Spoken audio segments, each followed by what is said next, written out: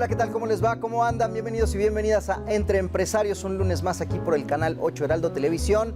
Muy buen provecho, muy buenas tardes. Si están ya con el aperitivo, que puede ser un cafecito o un algo más, muy merecido, pues en esta tarde calurosa, en una tarde que ya, evidentemente ya con la primavera bien clavada, como ustedes bien saben, la primavera trae mucha belleza consigo.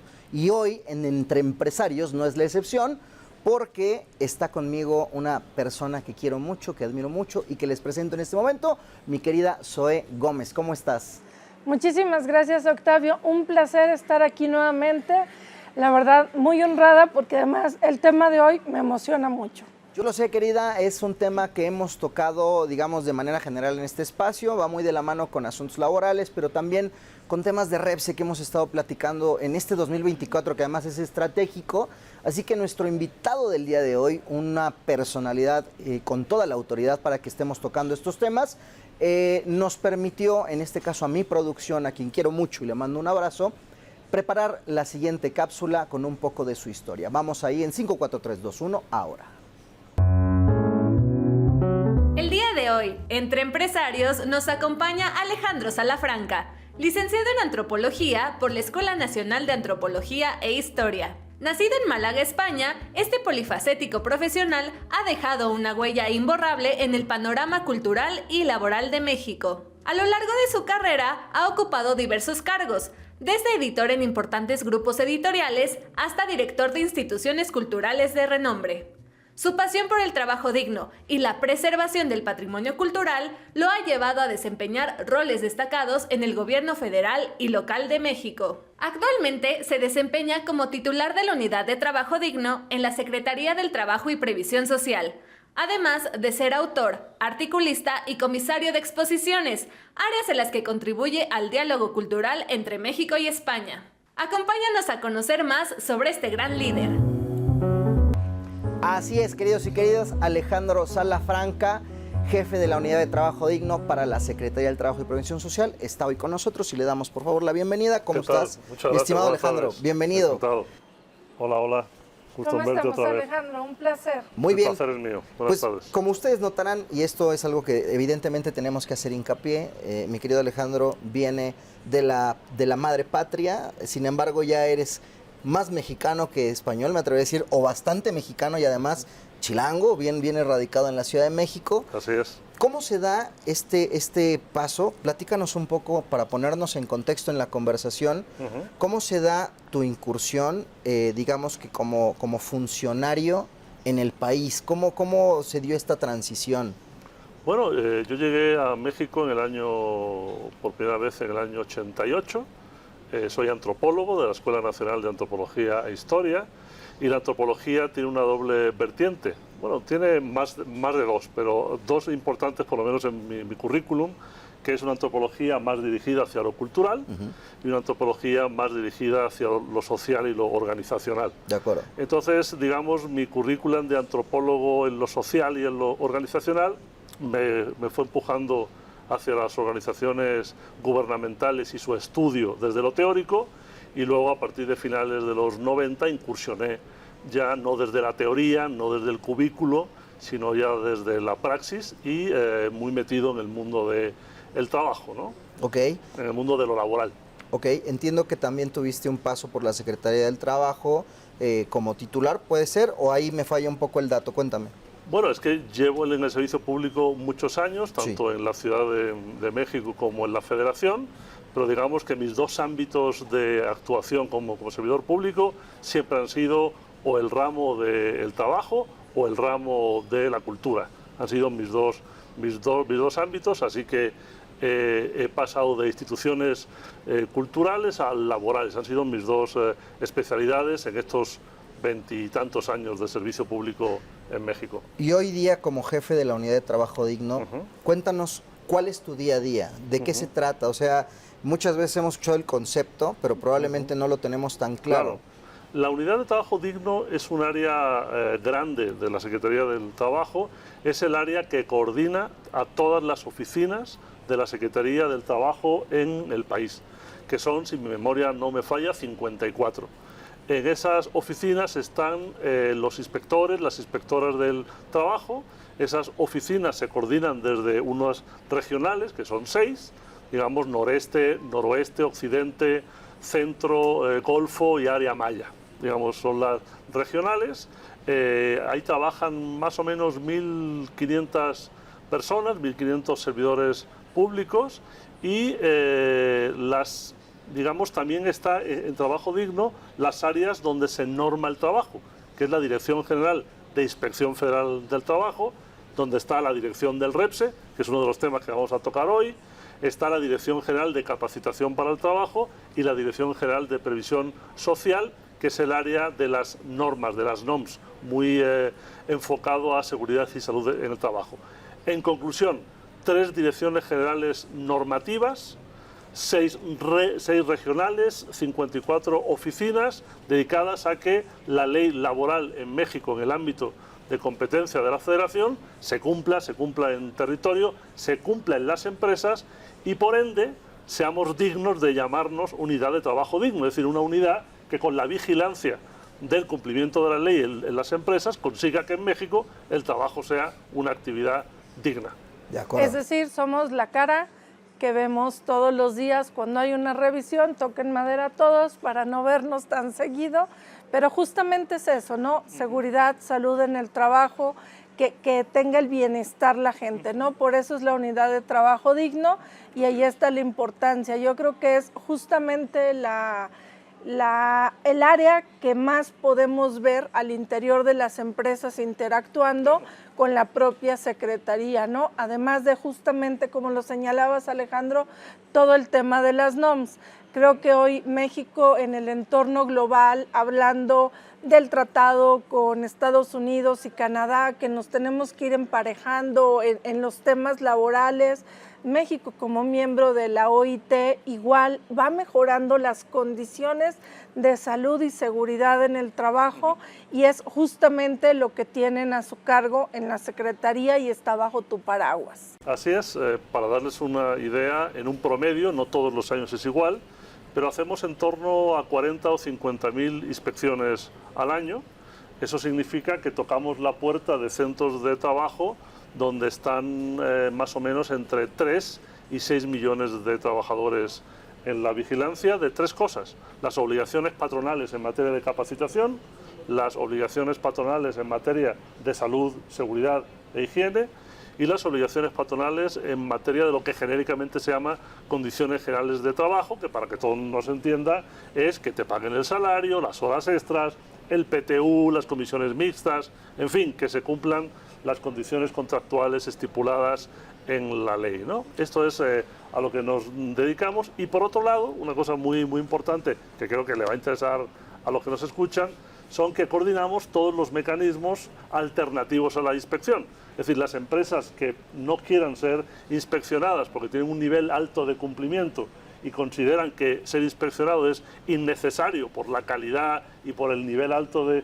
cumplimiento, tienen mecanismos como el VELABO o como el PAST para autodeterminarse y así no ser inspeccionadas, salvo que haya un accidente, claro.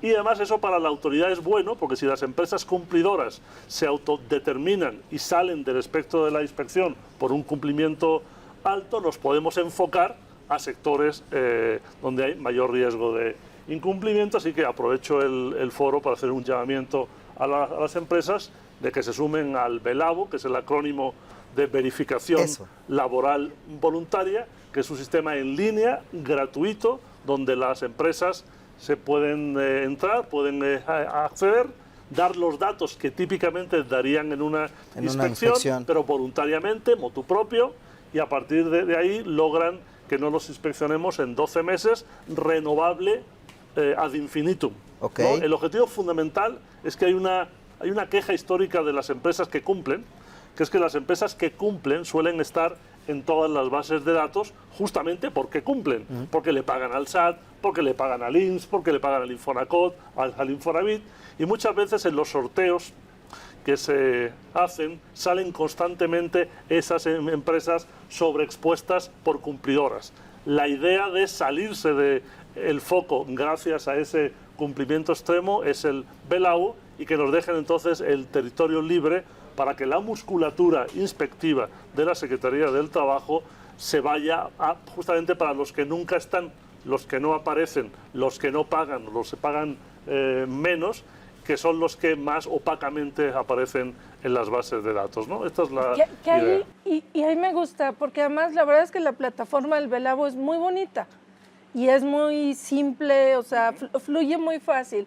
Sí hay visitas, pero son solamente de supervisión y apoyo, ¿no? Si llegaran a ver, no es un tema sancionador cuando se tiene. Pero es muy importante que quede claro, porque en el Velabo no hay truco. Si estás en el Velabo no hay inspecciones. No es que haya pocas, no es que haya muchas, no hay. Es decir, es de verdad. Es decir, si tú entras y te autodeterminas en alguna de las materias, la de condiciones generales de trabajo es obligatoria. Correcto, ¿no? porque va por fases, ¿no? Sí, o sea, entras, te determinas en CGTs, condiciones generales de trabajo. Si obtienes CGTs puedes hacerlo luego en seguridad y en capacitación, y no hay inspecciones. Lo que hacemos es que en un número muy pequeño enviamos supervisiones para constatar la congruencia entre la documentación que se sube de absoluta buena fe y los datos que se suben al Velabo no son datos que se usen para la inspección, si no, no tendrían ningún sentido. Y por último, en el Velabo, es decir, que hemos firmado un convenio con todos los estados de la República para que esa no inspección sea federal y local. De acuerdo. Hacia allá iba, porque efectivamente aplicaba el paraguas a la federal, pero no a la local, entonces se nos volvía poco equivalente. Esa es una extraordinaria noticia. Y la otra que creo que valdría la pena señalar es que no aplica para todas las industrias. Bueno, es un tema, ¿no? más técnico. A ver, correcto. Condiciones generales de trabajo aplica para todas las industrias, todas. Correcto. Capacitación para todas. Salud y seguridad, no. Salud y seguridad solamente para las empresas que tienen un nivel de riesgo menor en el IMSS. ¿Por qué? Porque por ejemplo, en una mina de carbón no nos podemos dar el lujo de no inspeccionar, tiene un riesgo alto intrínsecamente, para esas industrias no. Es decir, para los niveles de riesgo 3, 4 y 5, 3, ¿no? 4 y 5. Y si además participan en el programa ELSA del IMSS, el número de trabajadores es mucho más grande. Si no tienes ELSA, son centros de trabajo de menos de 70. Si tienes ELSA y el nivel de riesgo adecuado, puede ser un centro de trabajo de 1.000 empleados, de 5.000, no pasa nada. ¿Qué es el ELSA, perdón? Es el programa del IMSS de entornos laborales saludables. Es un programa del IMSS, voluntario igualmente, que mide la protección de la salud de los trabajadores. Si combinas el programa ELSA con Velabo, prácticamente te blindas contra cualquier tipo de inspección, más allá de que si tienes Velabo, ELSA y PAST, que es un programa de la Secretaría del Trabajo de reducción de riesgos de accidente, más allá de que no te inspeccionas, es que te conviertes en un centro de trabajo digno, con riesgos de accidente muy bajos. Es decir, no solo el aliciente es que no me fiscalicen, es que tu personal, tus colaboradores, tus trabajadores están en un ambiente digno, en un ambiente de bienestar. Justo les iba a preguntar de otro instrumento que habían mencionado, me parece que este tercero, el PAST. ¿Ese qué significa? ¿Cuál es la el PAST construcción de la palabra? Es un programa que tiene ya varios años. Es un programa donde las empresas... es una especie, déjame encontrar un sinónimo. Es como una especie de ISO, es una especie de certificado de calidad. Es muy sofisticado, ese es muy complejo, ese está pensado para empresas con riesgos muy altos y que hagan un programa de actuación física en su proceso productivo para mitigar el riesgo, ¿no? Entonces es un programa de autogestión en salud y seguridad en el trabajo. PAST. Ahí está el PAST. Cada día se aprende algo nuevo. El beneficio del PAST, además, insisto, de la salud de tus trabajadores, es que al disminuir tus accidentes, disminuye tu calificación de riesgo en el IMSS y por tanto pagas menos. La cuota es más chica. El PAS es tan efectivo que las empresas que están en el PAS tienen un 60% de accidentes menos que las que no están en él. Entonces suma PAST ELSA, Velavo, el beneficio es una autopista directa hacia el trabajo digno. Muy completo. Ahora me surge inmediatamente una duda. ¿Qué porcentaje de empresas recurren a estos instrumentos? ¿Qué tan común es? O sea, a lo mejor es una pregunta demasiado difícil de bajarla a porcentajes, pero yo te preguntaría, con base en tu experiencia, o sea, me puedes decir, pues mira, no muchas lo hacen, o te podría decir que está cerca de un 50%. ¿Qué tanto recurren? Mira, el programa PAST tiene ya varios años, está más consolidado. Y no recuerdo el número de empresas ahora mismo, pero sí el número de trabajadores que están en empresas PAST que ronda el 1.000.000. Okay. ¿No? Ahora, hay que tener en cuenta que el PAST no es un programa de vocación masiva, es un programa para empresas riesgosas. Porque además obtener el PAST es complicado, es un tema muy sofisticado. Ahí sí lo queremos poner en contraste y para saber cómo andamos en números. A ver, el IMSS tiene 1 millón de patrones registrados y alrededor de 17,000 trabajadores. Entonces, hablar de 1 millón de trabajadores de ese riesgo, la verdad es que es un porcentaje bastante amplio. Sí, así es. Luego, en cuanto al Velavo, el Velavo es un bebé. El Velavo acaba de presentarse Correcto. hace pocos Sí, no meses, ha cumplido el año. y la idea es invitar a las empresas a que hagan el Velavo. En el Velavo el número de empresas que hoy están en él no es significativo, acaba de empezar, pero el mensaje que yo quiero aprovechar este foro, como aprovecho Por favor. todos, es transmitirle a las empresas que no hay trampa ni cartón. El Velavo es fiable. Si ingresas al Velavo, que por cierto no es por empresas, es por centro de trabajo. Es cada centro de trabajo, o sea que una empresa que tenga 100 centros de trabajo puede obtener 100 Velavos. Claro. ¿No? El compromiso es todo lo que se da es de buena fe, no hay ninguna inspección, no hay ningún uso fiscalizador de esa información exclusivamente es la autodeterminación y no serás inspeccionado ni local ni federalmente en 12 meses. Lo explico tan rápido y tan fácil porque es así de rápido y fácil. No hay más, no hay dobleces. Es exactamente eso. Y sobre todo una cosa muy importante, pudiendo inscribirte en el Velavo y pudiendo evitar la inspección, ¿por qué no lo harías? Les doy un dato último, creo que es muy pedagógico. Una inspección puede durar 3 días. 3 días, horas hombre de trabajo, de molestias. Así que tienes a tu equipo atendiendo al funcionario. 3 días. De acuerdo. Pero la cauda administrativa de la inspección dura 1 año. Contestar los hallazgos, corregirlos, hacerlos. Una empresa de Monterrey, enorme, con un centro de trabajo de más de 5.000 personas, obtuvo el Velavo en 4 horas. O sea, 1 año de trabajo contra 4 horas. Sintetizado a 4 horas. Un indicador futuro para inspeccionar es no estar en el Velavo. Porque pudiendo estar, Claro. ¿por qué no estarías? Claro. ¿No? Correcto. Tiene sentido. Así que, por favor, acudan al Velavo. Y en el caso de ELSA, ELSA lo maneja el IMSS. Okay. Ese es un programa del IMSS, lleva más tiempo. Los datos no los conozco exactamente, Exactos. pero es un programa muy solvente, hermanado con el Velavo. Tenemos además un acuerdo entre la Secretaría del Trabajo y el IMSS, justamente para poder ofrecer que las empresas que estén en ELSA también estén en el Velavo y poder ampliar el nivel de riesgo y el nivel de plantilla. Es que así fue convenido con el IMSS, que es una institución hermana con la que colaboramos muy estrechamente. muy enriquecedora la explicación. Y yo creo que de ahí hay temas. Este programa lo enfocamos, mi querido Alejandro, siempre a hablar hacia el empresario, hacia el emprendedor. Creo que estos mensajes que atinadamente haces muy horizontales cumplen con esa función de ser muy pedagógicos. Me encantó el término.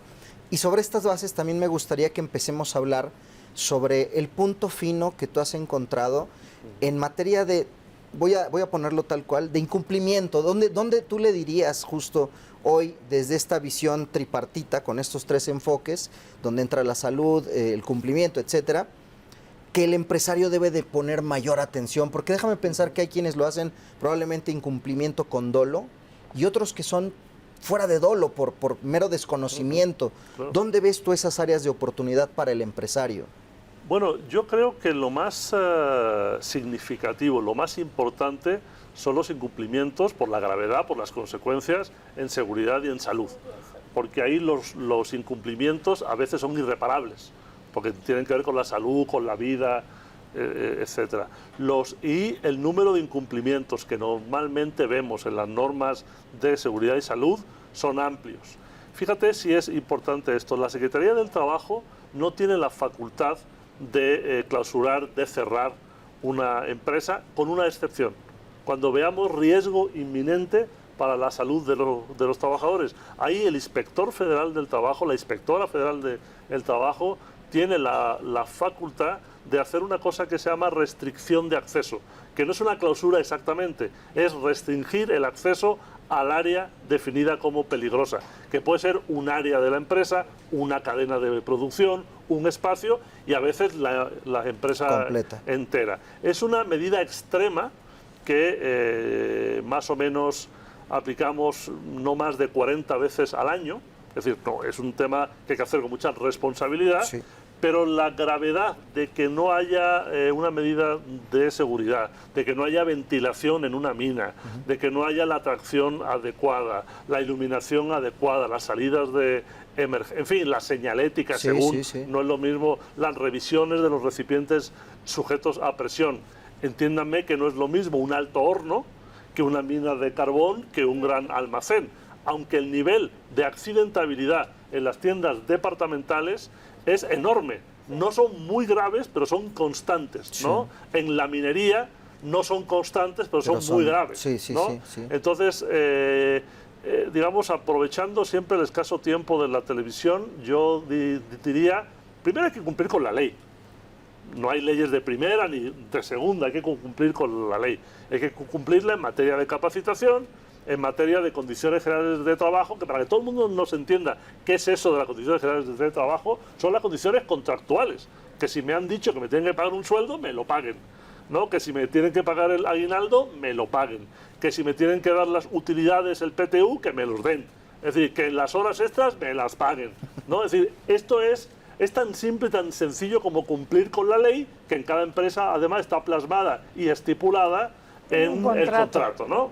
Esto es tan claro como esto. Y por otro lado, fijarse muy bien que los empresarios tienen bajo su custodia la salud de las mexicanas y de los mexicanos, ¿no? Entonces hay que cuidarla y la ley indica cómo a través de las NOMS y de las normas MX. Unas son obligatorias y otras son orientadoras, pero no menos importantes. Por ende, las sanciones más altas son en materia de salud y seguridad, y no solo es una sanción, porque acuérdense que la inspección no es un auxiliar de la recaudación de impuestos, el objetivo no es multar ni recaudar por las multas, el objetivo es transformar la realidad objetiva del trabajador en el centro de trabajo, es decir, independientemente de que si no hay señalética o salida de emergencia vas a recibir una multa por ello, se supervisa que pongas la señalética, claro, y que pongas la medida. Por eso, en caso de incumplimiento contractual, el plazo para resolver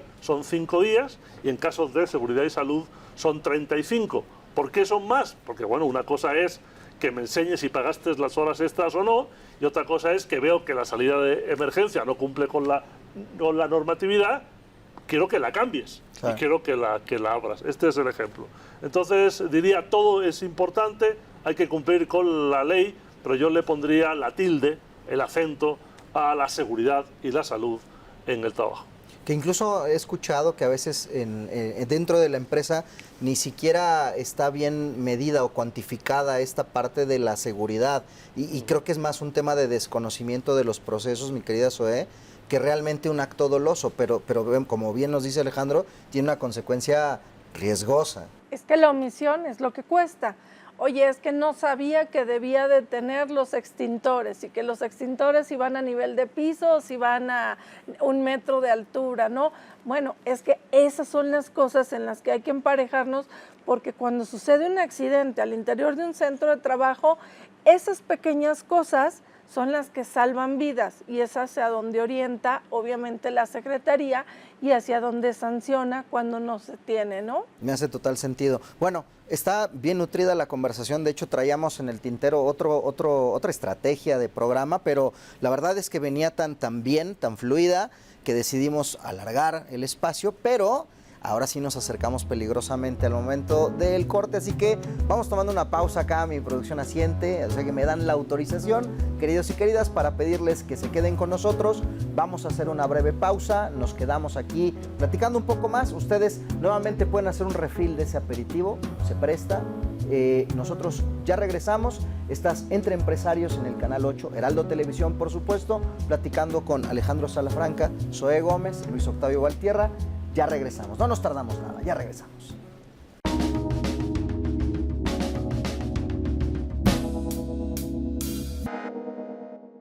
Asesórate. Asesórate. Asesórate. Asesórate. Asesórate. Asesórate. Asesórate. Asesórate. Asesórate. Asesórate. No nos cansaremos de decírtelo. Asesórate. Garrido Licona. Asesoría fiscal, legal, financiera y de negocios. Visítanos en garridolicona.com.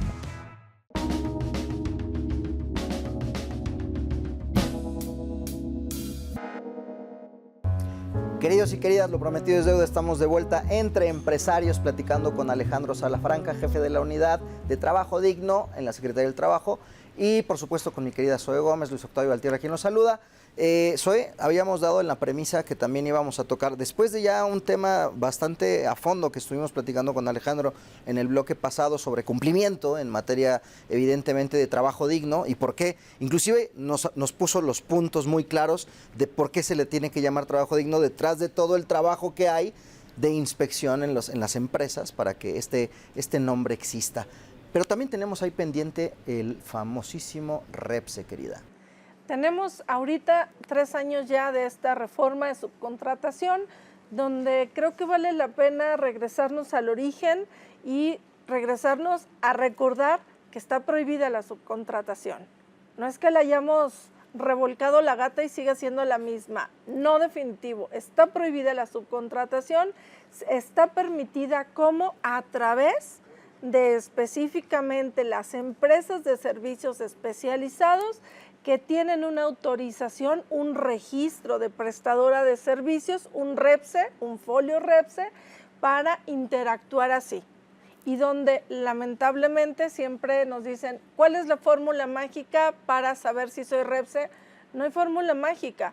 Cada quien debe de ver su objeto social y lo que no quepa en tu objeto social lo puedes contratar a través de un folio REPSE.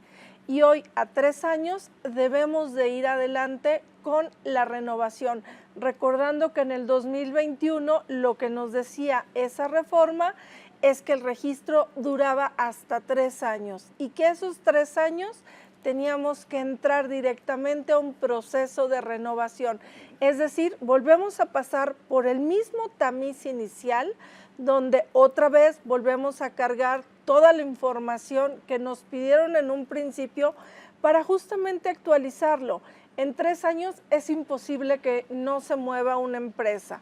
Hubo fusiones, escisiones, hay adquisiciones de negocios, de ramas, y bueno, si se actualizan esos objetos sociales, igual hoy tendremos que ver si eso es un servicio profesional o si eso es un servicio especializado, y si lo queremos llevar al nivel de especializado, habrá que bajar la línea justamente para la obtención de un folio REPSE en ese sentido, y además conservar nuestro folio.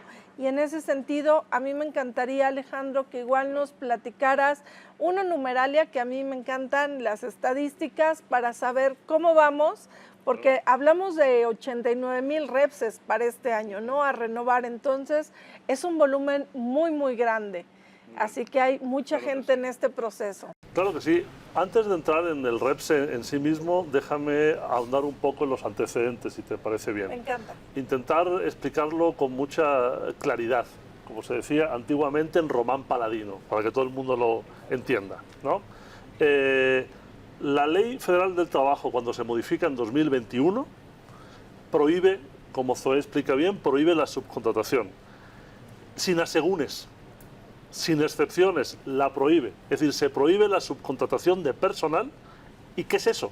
Entendido cuando una empresa suministra trabajadores a otra para hacer su labor cotidiana, para hacer lo que su labor económica preponderante o lo que dice su objeto social. ¿Qué es la actividad económica preponderante? La materia por la que mayor volumen facturas y registras ante el SAT. Claro. Es un tema objetivo. No hay quien dice que es, no es, la materia por la que facturas más. Y lo otro que es tan objetivo y tan tangible como lo primero es lo que tú mismo estipulaste en el objeto social de tu compañía. Lo que dice tu acta constitutiva. Y por lo que facturas más, tienes que hacerlo con personal propio. No hay más, es así de sencillo. Por tanto, está prohibido contratar un tercero que te mande personal para hacer para lo que tu empresa se constituyó. Si entendemos esto, entendimos la reforma absolutamente. Es decir, en realidad, para que nos entendamos, es tener tan claro que una empresa y un empresario deben contratar directamente al personal que necesitan para hacer su tarea. Punto. Tan fácil como esto. Esto significa negociación colectiva real, tener un derecho tan básico como saber quién es tu patrón. No una serie de intermediarios que aunque trabajas en la empresa 1, resulta que entre la empresa real, donde vas todos los días, no es la que te paga, claro, y la que te paga no es la real. En fin, es un derecho y, por tanto, proteger el derecho de negociación, el derecho a la huelga y el derecho básico de saber quién te contrata. Esto es claro. Ahora, ¿hay excepciones? Quiero dejar muy claro, no, ninguna. Porque lo que dice la ley es que lo que sí puede hacer una empresa es contratar, no subcontratar. O subcontratar un servicio, no suministro de personal. Es decir, puedes contratar a otra empresa para que te dé un servicio en lo que esa empresa es especialista y tú no. Y ese servicio que vas a contratar y que va a otorgar esa empresa a través de su personal es un servicio distinto de los que tú das. Ejemplo de libro. Yo soy una empresa automotriz y quiero contratar el comedor industrial que da de comer a mis 1000 empleados. Yo soy una empresa de automóviles, no de alimentación. Alimentos, claro. Pues contrato a una empresa de verdad que hace alimentación industrial de verdad, firmo un contrato y esa gente a través de su personal va a dar de comer todos los días en mis instalaciones a mis 1000 trabajadores y trabajadoras. Eso es lícito absolutamente. ¿Qué dice la ley? Que como va a haber trabajadores ajenos a la empresa principal, dentro de la empresa principal, dando este servicio especializado, que en ese contrato haya un folio, un registro del REPSE. Que el REPSE es el acrónimo de registro de empresas de servicios especializados, no de empresas de subcontratación. La S no es subcontratación, es servicios especializados. Entonces, esta industria que da, en este ejemplo que ponía yo, el servicio de comida industrial, está registrada en el REPSE. ¿Qué es el REPSE? Es un registro gratuito en línea donde esta empresa lo que le dice al gobierno, lo que le dice a la Secretaría de Trabajo es: no soy un suministrador de personal, soy una empresa sustantiva de alimentación. Estos son mis datos, estoy al día con el IMSS, con el SAT y con el Infonavit, estos son mis instalaciones, este soy yo y pretendo contratarme para otras. Al REPSE no hace falta que digas para quién, simplemente en un futuro pretendo contratarme para otras. El REPSE te da un folio y ese folio lo pones cada vez que te contrates con alguien. Esto es el REPSE, no hay más. Es decir, ¿puede haber contratos entre empresas? Por supuesto. Fue una reforma no en materia mercantil, fue una reforma en materia laboral. ¿Trabajadores de una empresa pueden trabajar dentro de las instalaciones o territorio de otra? Claro, pero no simulando quién es el patrón.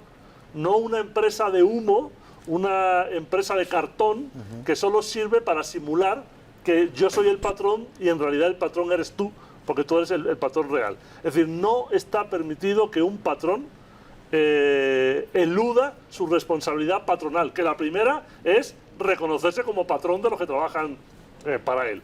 Ahora, hay industrias como en la construcción, donde en una sola obra pueden confluir 10 empresas, Sí, claro. 15 empresas, Claro. pero 15 empresas sustantivas. El que coloca los vidrios es una empresa de vidrios.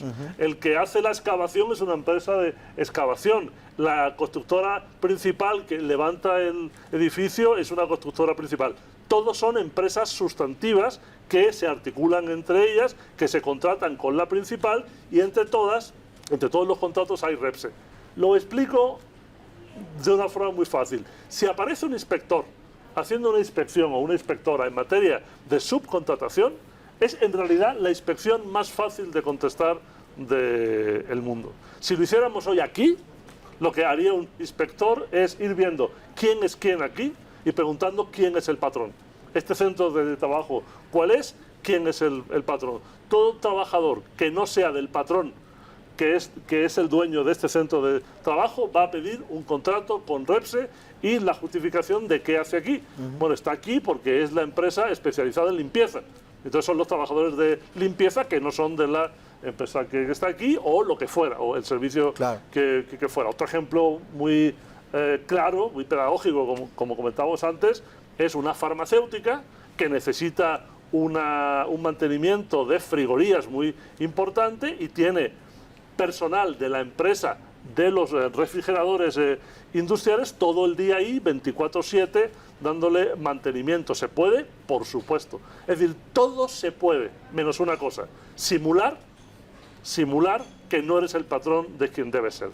Y finalmente, el REPSE es el registro que mandató la ley para que todas aquellas empresas que quieran contratarse para otras y que en ese contrato, en ese tipo de servicio especializado, distinto de la actividad preponderante o del objeto, esas empresas, insisto, le demuestren a la autoridad que son sustantivas. Es un registro que, como usted explicaba, tiene una vigencia de 3 años, se obtiene una sola vez, es gratuito y no hay que estar alimentando el REPSE, salvo su renovación cada 3 años. El tiempo es inexorable y ya llegó. Estamos en el tercer año. Muy bien, ya fue toda la explicación muy nutrida para los que todavía a lo mejor traíamos algunas lagunas sobre qué es y qué no es REPSE.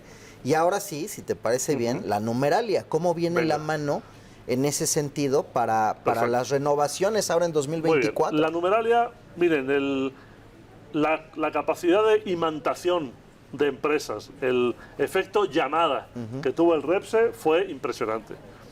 Incluso muchos hasta por desconocimiento o por miedo o por llámale como quieras. Por si las moscas Cierto. me inscribo. Bueno, me acuerdo que hubo por ahí, no le quiero llamar amenazas, pero hubo unos llamados a misa por parte de algunas autoridades donde a prestadores de servicios profesionales en algún momento también se les hizo el guiño de, oye, pues tú tendrías que estar poniendo tus barbas a remojar por si sí o por si no. Me hace sentido con esta proliferación. Los prestadores de servicios profesionales, los honorarios, están permitidos si son honorarios de verdad. Correcto. Porque también hay simulación Correcto. de trabajo subordinado. Correcto. Pero eso es un fraude. Eso es un fraude que nada tiene que ver con la subcontratación. Totalmente. O sea, tú no puedes tener a alguien 8 horas frente a una computadora con correos dándole órdenes y simular que es un prestador. Sí. Pero eso es un fraude que no tiene que ver con la subcontratación. Es otra de las anomalías comunes en el mercado de trabajo aquí en nuestro país que hay que combatir y que combatimos junto con el SAT y junto con el IMSS. Pero entre las empresas que se contratan entre ellas hay muchos servicios que no necesitan el REPSE. Correcto. Es decir, todos los servicios entre dos empresas donde yo te doy ese servicio sin que mi personal tenga la necesidad de acudir a donde tú estás, no necesitan el REPSE, ¿no? Y te pongo un ejemplo de los muy claros. Si yo contrato una empresa para que dé mantenimiento a mis datos en la nube, hay un contrato entre esas dos empresas, es una empresa especializada, claro, pero ese mantenimiento me lo da en las instalaciones de ellos. Vía remota, donde sea. Vía remota. Sí. ¿Necesitan el REPSE? No, porque ahí no hay flujo de personal. Claro. Pero esa misma empresa, esos mismos dos, una que contrata a la otra, si además la contrato para que haga el mantenimiento de mis computadoras en mi oficina y tengo 5 trabajadores para que me den un servicio de mantenimiento a mis computadoras, ese servicio, ese contrato de hardware sí necesita el REPSE porque ese sí será in situ. Claro. Entonces, Esas son, sí, perdóname, no, te no, interrumpí, como justo las zonas grises en las que a mí lo que no me gusta del REPSE es cuando dices, por si las dudas, mejor telo. No, yo creo que sí hay que ser muy claros en definir, a ver, si está ahí y va una vez por mes, se lleva las computadoras o incluso las revisa en un sitio especial, adelante. Pero si la persona efectivamente cohabita conmigo en la empresa, yo estoy totalmente de acuerdo que ese sí tiene que ser un REPSE. Pero el que va por un tema específico, creo que no, porque también de verdad que nos llenamos de esta mutualidad, porque hay que ser conscientes que cuando nos casamos por 5 años fiscales, bendito Dios, nada más dura 5, ¿verdad? Pero eso lo vuelve complejo, el que nos estemos compartiendo información, claro, información que no es menor y que dura además por estos 5 años y que hoy, yo creo que al inicio del REPSE, y yo lo he dicho muchas veces, nos dio Repsitis, ¿no? Todos tuvimos que, por si lo que se necesitara. Oye, y con el que tuviste un REPSE hace 2 años y hoy ya no tienes relación, si hoy no lo renueva, ¿qué pasa? Nada, claro, es importante, digamos, acabando con la numeralia y con el antecedente, que es muy importante, las nada menos que 151.000 empresas que han obtenido el REPSE, estamos convencidos de que hay un porcentaje de ellas, no sabemos el porcentaje exacto, pero estamos convencidos que hay un porcentaje muy grande de ellas que lo obtuvieron por la fórmula del por si acaso. Claro. Yo creo que es importante. El llamamiento es que, siendo comprensivos con que la ley era nueva, el REPSE era nuevo, y todo el espectro empresarial y laboral se enfrentó a una novedad absoluta y que era comprensible el por si acaso, hace 3 años ya no lo es. Llevamos 3 años, ha madurado el sistema, ya se sabe qué opina el SAT al respecto, qué es deducible y qué no. Entonces, todas aquellas empresas que ya han constatado que el servicio que prestan no es de REPSE, pues no hace falta que lo renueven. Esto está claro. Insisto, ya no se justifica el por si acaso, porque el acaso ya lo desgranamos, ya sabemos cuál es. El ejemplo es que, por ejemplo, en el mes de abril se le cumplen los 3 años a 1.250 empresas y al día de hoy han renovado 744.